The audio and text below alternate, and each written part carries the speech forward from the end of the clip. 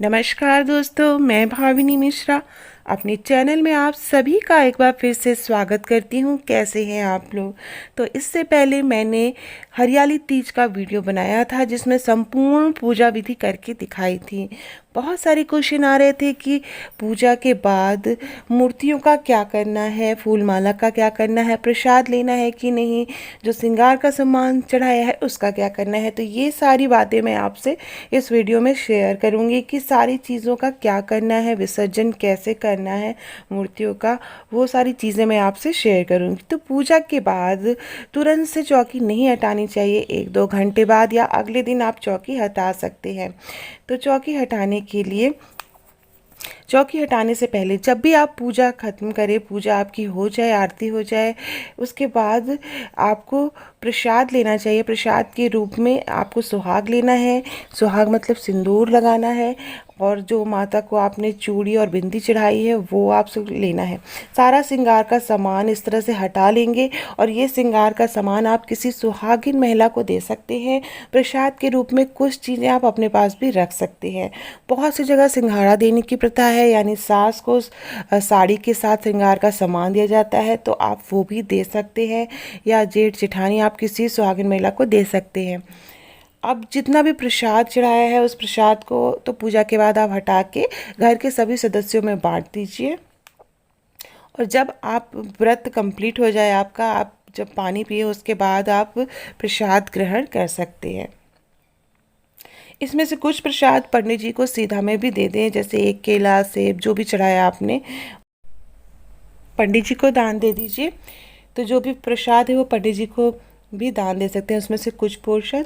ये जो फूल माला है, ये सारी चीज़ें, इन सब को हमें विसर्जित करना है। तो सारी फूल माला मूर्तियों में इस तरह से एकत्र कर लेंगे। आपने जो भी अभिषेक किया है, जो भी जल चढ़ाया है, वो सारी चीज़ों को विसर्जित करना है।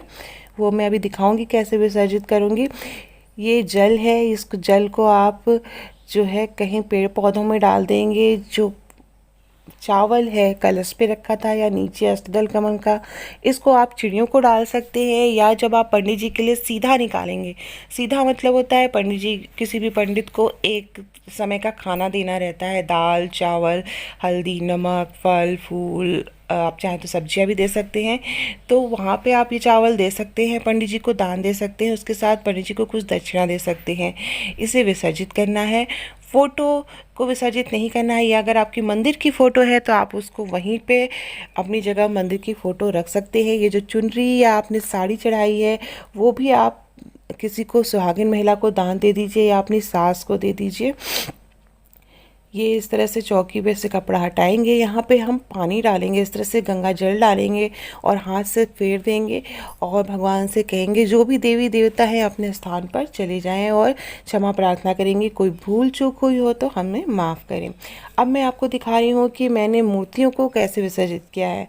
आप इन मूर्तियों को गंगा जी में या किसी नदी में भी डाल सकते हैं, लेकिन चूँकि वातावरण को ध्यान में रखने के हिसाब से आप किसी गमले में, अगर आप फ्लैट में रहते हैं तो आप किसी गमले में मूर्तियों को विसर्जित कर सकते हैं। इस तरह से थोड़ा सा गड्ढा खोद कर सारी चीज़ें, फूल माला मूर्तियाँ एक साथ इस तरह डाल के, आप चाहे तो यहाँ पे जल भी डाल सकते हैं और इस तरह से ढक देंगे। तो इस तरह से मूर्तियों को विसर्जित करना है किसी साफ़ सुथरी जगह। आप फ्लैट में रहते हैं तो सोसाइटी के नीचे जहाँ पे गार्डन है, जहाँ पे आपको लगता है कि पैर नहीं रखेगा कोई, साइड में कॉर्नर में जहाँ पे पेड़ पौधे लगे रहते हैं, आप वहाँ पे मूर्तियों को विसर्जित कर सकते हैं। तो ये था संपूर्ण कि हमें पूजा के बाद क्या करना है। बड़ों का आशीर्वाद ज़रूर लेना है पूजा के बाद, और ये सारी चीज़ें हैं। बहुत से लोगों ने पूछा है कि सास को अगर हम विडो हैं तो हम श्रृंगार की थाली कैसे देंगे। तो आप उनको साड़ी दे दीजिए, उनके पसंद के कपड़े दे दीजिए, और जो सुहाग का सामान है वो आप किसी सुहागिन महिला को दे दीजिए। अगर कोई नहीं मिलता है तो आप रख लीजिए, आप रख लीजिए, और जब भी कोई मिले, आपको लगता है जेठ जेठानी या ननद जो भी सुहागिन है, आप उनको बाद में भी दे सकते हैं। तो इस तरह से जो भी सवालों के जवाब हैं आपको मिल गए होंगे। इसके अलावा अगर कोई भी सवाल है तो आप कमेंट बॉक्स में पूछ सकते हैं, तो कमेंट में मैं आंसर कर दूंगी। और अगर वीडियो पसंद आए तो मेरे चैनल को प्लीज़ सब्सक्राइब कर लीजिए, लाइक कमेंट शेयर करिएगा, दोस्तों के बीच में शेयर ज़रूर करिएगा। और ऑल पे क्लिक करिएगा। बहुत बहुत धन्यवाद ये वीडियो देखने के लिए। Thank you.